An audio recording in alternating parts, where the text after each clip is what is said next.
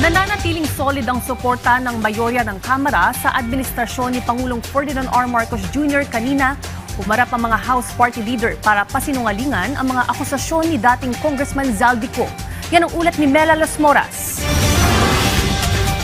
Sama-samang humarap ang mga leader ng iba't ibang partido sa Kamara para ipagtanggol sina Pangulong Ferdinand R. Marcos Jr. at dating House Speaker Martin Romualdez laban sa mga naging akusasyon ni dating House Committee on Appropriations Chair Zaldico. Ayon kay House Deputy Speaker Ronaldo Puno na siya ring chairperson ng National Unity Party, nananatiling solid ang mayorya ng Kamara sa pagsuporta sa administrasyon. Hindi rin naman daw kasi kapani-paniwala ang mga pahayag ni Ko, lalo na ang sinabi nito ukol sa umano'y banta sa kanyang buhay. Everybody knows naman that he worked very closely with Speaker Romualdez, para yung mga sinasabi niya ngayon na sinabihan siya na pababaril siya, na sinabihan siyang ganito, ganyan. Parang ako, personally, hindi ako naniniwala. For him to accuse anybody at this point in time, I think is very presumptuous. Kasi siya na nga yung pinaka-guilty dito.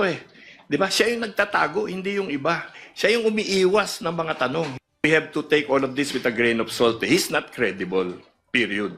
Mariinding pinuna ng mga kongresista ang sinabi ni Ko na wala umano siyang natanggap na kickback mula sa mga manumalyang proyekto. Sa halip na magpakalat ng akusasyon, dapat ay umuwi na lang daw si Ko at harapin ang mga reklamo laban sa kanya. Kung gusto niyang patunayan yan, kailangan umuwi siya kasi maraming inconsistencies sa kanyang mga statements. It's so hard to argue with somebody who is talking crazy.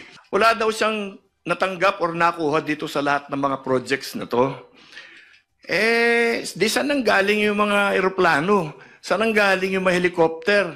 Yung mga bahay niya sa Europe at kung saan-saan?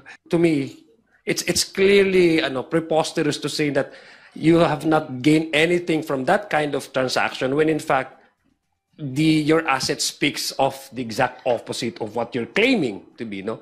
Si Romualdez naman, una na ring iginiit na malinis ang kanyang konsensya. Naniniwala raw siyang maayos at patas na tutugunan ng ICI, DOJ at Ombudsman ang issue at handa pa rin naman daw siyang makipagtulungan sa kanilang investigasyon para manaig ang katotohanan. Sa ngayon, paalala naman ni ACT Teachers Party List Representative Antonio Tino sa publiko, hindi dapat ituring na bayani o biktima si Ko.